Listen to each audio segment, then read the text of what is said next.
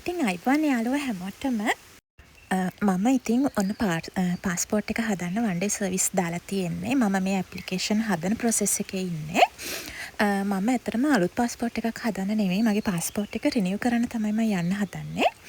ඒකට මම ගෙනියන්න ඕන සර්ටිෆිකේට්ස් ටිකක් තියෙනවා. අපි මෙන්න මේ සර්ටිෆිකේට්ස් ටික තමයි අපි ගෙනියන්න ඕනේ. මම පාස්පෝර්ට් එක රිනිවල් එකට යන නිසා මගේ පාස්පෝර්ට් ඔරිජිනල් එකත් එක්ක මගේ පාස්පෝර්ට් එකේ ෆොටෝකොපි එකක් තමයි මම ඇඩිෂනල් අරගෙන යන්න ඕනේ. ඒ වගේම තමයි මම මගේ පාස්පෝර්ට් එක පොඩ්ඩක් චේන්ජ් කරනවා, මගේ ඔකියුපේෂන් එක දානවා. ඒක නිසා මම මගේ සර්විස් ලෙටර් එකක් අනිවාර්යෙන් ගෙනියන්න ඕනේ. ඊට පස්සේ හරියට පුරවගත්ත ඇප්ලිකේෂන් ෆෝම් එක ඔයා අනිවාර්යෙන් ගෙනියන්න ඕනේ. මම ඔයාලට පෙන්නන්නම් ඇප්ලිකේෂන් ෆෝම් එක හරියට ෆිල් කරන්නේ කොහොමද කියලා.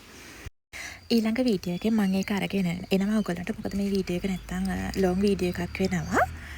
ඇත්තටම මම මේ වීඩියෝ එක කරන්නේ පාස්වර්ඩ් එක හදාගෙන ඇවිල්ලා. මොකද මම යන්න කලින් හරිම බයෙන් හිටියේ, තනියම යන්නේ කොහොමද හොයාගෙන, කොච්චර වෙලාවක් යයිද, එතනට වෙලා ගොඩක් වෙලා ඉන්න වෙයිද කියලා හිතලා. එහෙම නෑ, මට හරියටම පැය 3කින් මගේ පාස්පෝර්ට් එක හම්බුණා. ඉතින් මම මේ උදේ පාන්දරම යන්න ලෑස්ති වෙනවා. මම මේ ගාල්ලේ බස් එකක නැගලා කොළඹට දෙහිවලින් බැස්සා. දෙහිවලින් බැලලා මම 164 ගාන අරගෙන තමයි මම පාස්පෝර්ට් ඔෆිස් එකට ගියේ. ඊට පස්සේ මෙන්න මේ වගේ පොලිමක අපි ඉන්න ඕනේ. ඒක සෙක්ෂන් කරලා තියන්නේ පළවෙනි මහල සහ දෙවෙනි මහල කියලා. ෆස්ට් ෆ්ලෝර් එකේ තියෙන්නේ නෝමල් සර්විස් එක, සෙකන්ඩ් ෆ්ලෝර් එකට වන් ඩේ සර්විස් එකට යනවා. ඉතින් මම මගේ ඇප්ලිකේෂන්ස් ඔක්කොම අරගෙන සෙකන්ඩ් ෆ්ලෝර් එකට ගියන් පස්සේ එතන රිසෙප්ෂන් එකේ එක්කෙනෙක් ඉන්නවා. ඔක්කොම ඩොකියුමන්ට්ස් මුලින්ම චෙක් කරනවා.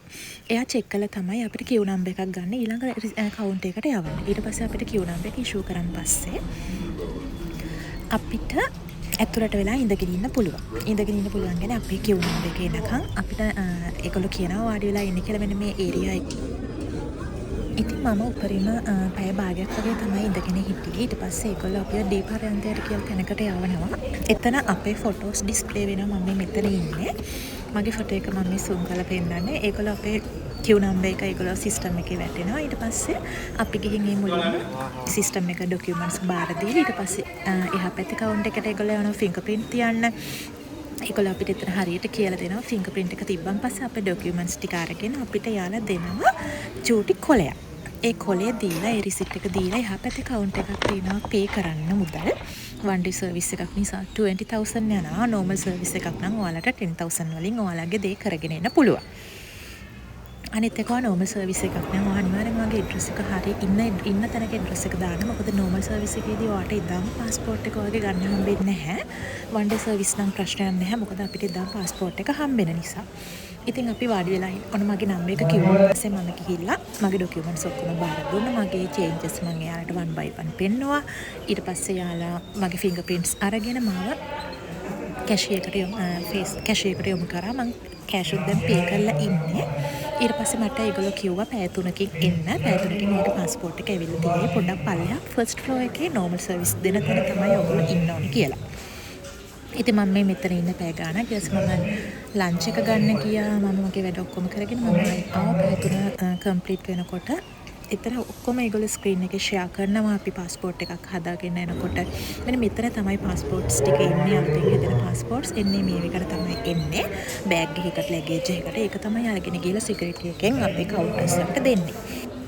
ඉතින් ඔයගොල්ලෝගේ පාස්පෝර්ට් එක කරෙක්ට් කරගන්න යනකොට ඔයා පේ කරපු රිසිට් එක අනිවාර්යෙන් එතෙන්ට ගෙනියන්න ඕනේ. හරියට මං දුන්නේ මගේ ඇප්ලිකේෂන්ස් ටික ඔක්කොම 10ට. මං හරියටම 1:10 වෙනකොට මගේ පාස්පෝර්ට් එක මගේ අතට හම්බුණා. මං ඉතින් ඔක්කොම හරි වැරදි දෙන්දිම බැලුවා. ඔක්කොරු ඇඩ්‍රස්, බර්ත්ඩේස් හැමදේම ඔයා හරියට බලන්න. ඉතින් මට ඔයාලට කියන්න තියෙන්නේ පාස්පෝර්ට් එක ගන්න වන් ඩේ සර්විස් එක ඔයාලා හිතන තරම් අමාරු නැහැ. මට ගන්නට පැය 3යි ගියේ. ඉතින් මම දැන් එනකම් බයි.